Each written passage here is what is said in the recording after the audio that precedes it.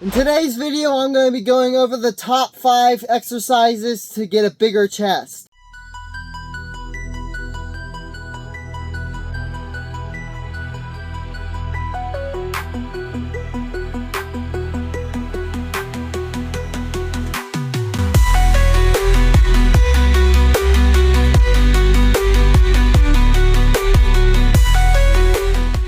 Now you might be asking, who am I to be telling you how to get a bigger chest? I'm a natural bodybuilder who's been training since I was 10 years old, and so when it comes to building muscle, I think I know what I'm talking about more than 99.9% of people. Now make sure to stay around to the end of the video, because at the end of the video I'm going to be giving 2 calisthenics exercises that are extremely good for chest growth. Now before we start, I wanted to clear up, this is not a video on how to gain strength, but it's more a video of how to gain size, although when you gain size you do gain strength, but there is specific training for either strength or size. In this video is going to be talking about how to get a bigger chest, so more size and not really as strength oriented. And this first exercise is probably an exercise you've never heard of before. I don't really know what they're called, but I've seen some people do them before. I like to call them super dumbbell flies. Now the reason these super dumbbell flies are so good for growth is because you get a really good stretch when you're way out there. And basically the way you do it is you come down with the fly, and then you go way back to where the weights are over your head, and then you come back around and then you close the rep like a normal dumbbell fly. Now the reason I'd actually say these are better than dumbbell flies is just because when you go down like that and go all the way back like that, you get a really good stretch on your pecs, and it's been shown in many like countless studies that getting a good stretch is one of the most important things when it comes to building size. Now with this exercise, you can't go very heavy at all. In this video that you're seeing, or just saw, I was only doing 14 pounds in either hand, which is very light, so you want to be very light with it, because when you're in such an exposed position like that, if you were going too heavy, you do risk injuring yourself. So I wouldn't suggest going very high. If you're like a beginner, you might only want to do as little as like 6-7 pounds. And if you're more like a moderate to elite level, it's like 10 to 15 pounds. Also, I wanted to say, before you go down with the rep, just like at any dumbbell fly, you don't want to have your arms completely locked out, but you want to have them just before lockout. Now the second exercise to grow your chest is just a normal dumbbell fly, and it's only slightly worse in my opinion than the super dumbbell fly, but you can go a little bit heavier with it because you're not stretching quite out as far, and I really like it because you're still getting a really good stretch. And plus, you can go a little bit heavier if you're not the type of person who wants to lift really light. And the third exercise for maximum chest growth is the incline bench press with the barbell.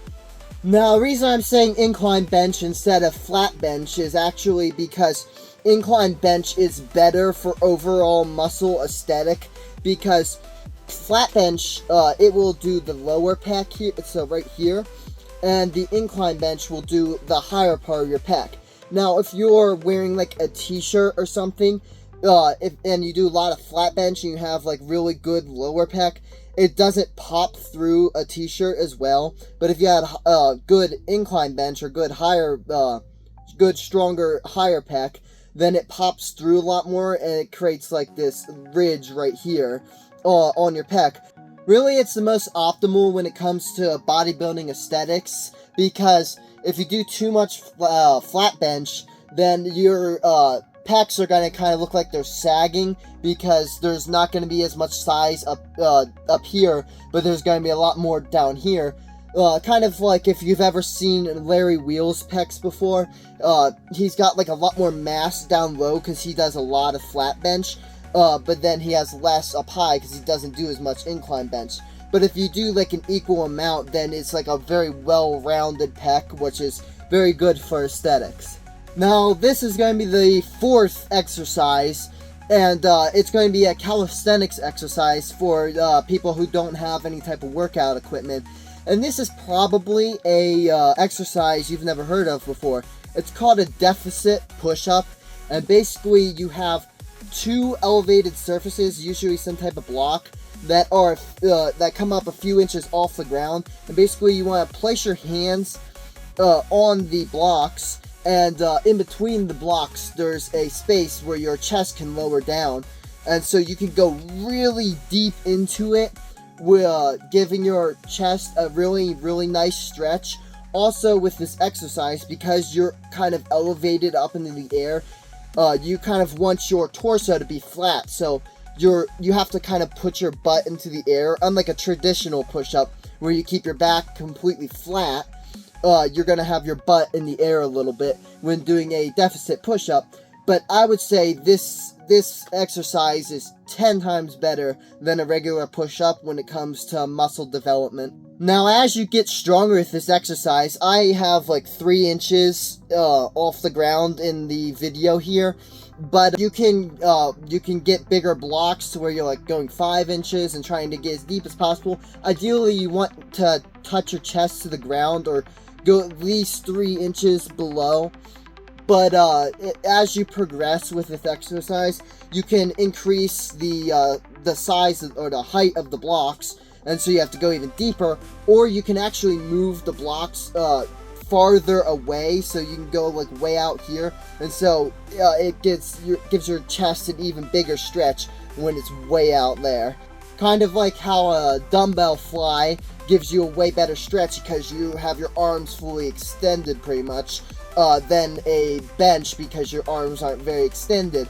Although I'm not saying bench is necessarily bad for muscle growth. And the fifth and final exercise is going to be an incline deficit push-up. And basically for this, you want to do the same thing with the blocks and have your hands on the blocks, but you want to have your legs up on top of something. In the video here, I've got my legs up on top of my weightlifting bench. And you want to find something, probably like a chair or some type of bench like I have, and you want your legs to be up on top of there. And when you lower down, you kind of want to touch both your chin and your chest to the ground at the same time. It's kind of like you're trying to bring the ground bring your face to the ground, and it kind of make it touch your chin and your chest at the same time, and then you come back up. Now, with this exercise, you kind of want to start out with your butt in the air, but then as you lower down, you kind of want to straighten your back out, because it's basically a incline barbell bench, or an incline bench, but for push-ups instead. So I gave the reasons before of why you want to work out that higher part of your pec, and it's basically the same thing, but with push-ups. Alright, that's going to do it for this video. If you enjoyed today's video, make sure to hit the like button, and if you like my content, make sure to subscribe. God bless you all, and goodbye.